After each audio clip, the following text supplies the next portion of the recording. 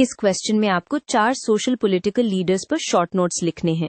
Focus सिर्फ उनका intro नहीं, बल्कि उनकी कंट्रीब्यूशन और आज की इंडियन पॉलिटिक्स और पॉलिटिकल सिस्टम में रेलेवेंस पर होना चाहिए। चलिए एक क्लियर स्ट्रक्चर के साथ लिखना सीखते हैं। पहले लीडर का नोट हम पॉलिटिकल मोबिलाइजेशन के एंगल से लिखेंगे। यही कोर डिमांड है, काम और आज की इंपॉर्टेंस। नोट्स लिखते टाइम एक सिंपल टेम्पलेट फॉलो करो। पहले शॉर्ट इंट्रोडक्शन, फिर मेजर कॉन्ट्रीब्यूशंस और एंड में रेलेवेंस टुडे। इससे आंसर स्ट्रक्चर्ड लगता है और एग्जामिनर को क्लियरली दिख जाता है कि आपने इम्पैक्ट समझा है। अब कांशीराम से स्टार्ट करते हैं। इनको समझने का बेस्ट लेंस है रिप्रेजेंटेशन और पॉलिटिकल पावर। उनका मेन कंट्रीब्यूशन ये था कि दलित बहुजन ग्रुप्स को एक ऑर्गेनाइज्ड पॉलिटिकल फोर्स की तरह मोबिलाइज किया सो दैट पॉलिसी मेकिंग में उनकी आवाज डायरेक्ट पहुंचे। कांशीराम का रेलेवेंस आज भी स्ट्रांग है क्योंकि इंडियन डेमोक्रेसी में पार्टीज, इलेक्शंस और कोलिशंस का गेम रिप्रेजेंटेशन पर ही डिपेंड करता है। उनका मॉडल बताता है कि मार्जिनलाइज्ड ग्रुप्स का पॉलिटिकल वॉइस बनाने के लिए ऑर्गेनाइजेशन, काडर और स्ट्रेटेजिक अलायंसेस इंपॉर्टेंट होते हैं। अब साहू महाराज। इनका contribution mostly anti cast social reform और एजुकेशन फोकस्ड एम्पावरमेंट से लिंक्ड है।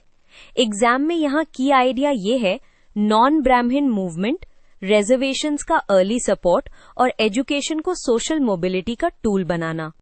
शाहू महाराज की रेलेवेंस ये है कि वेलफेयर स्टेट और अफर्मेटिव एक्शन का लॉजिक सिर्फ पॉलिसी नहीं, जस्टिस के आइडिया से आता है। आज जो डिबेट्स होती हैं, रिजर्वेशन, रिप्रेजेंटेशन, सोशल इक्विटी, उनके हिस्टोरिकल रूट्स आप शाहू महाराज जैसे रिफॉर्मर्स से कनेक्ट कर सकते हो। अब B.R. अम्बेडकर, यहाँ आपको बिल्कुल क्लियर रहना है कि उनका रोल सिर्फ रिफॉर्मर का नहीं, नेशन बिल्डिंग का है।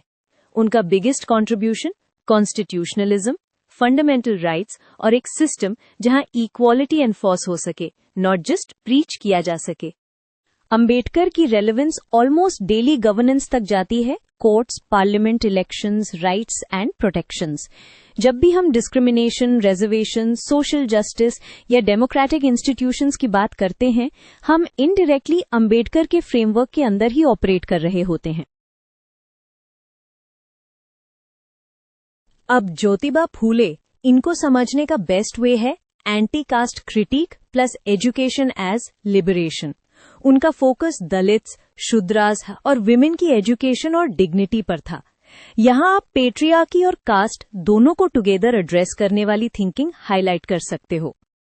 फुले की रेलेवेंस ये है कि आज की पॉलिटिक्स में social equality, gender justice, education policy और एंटी डिस्क्रिमिनेशन मूवमेंट्स का बेस स्ट्रांग आइडियोलॉजिकल ट्रेडिशन से आता है।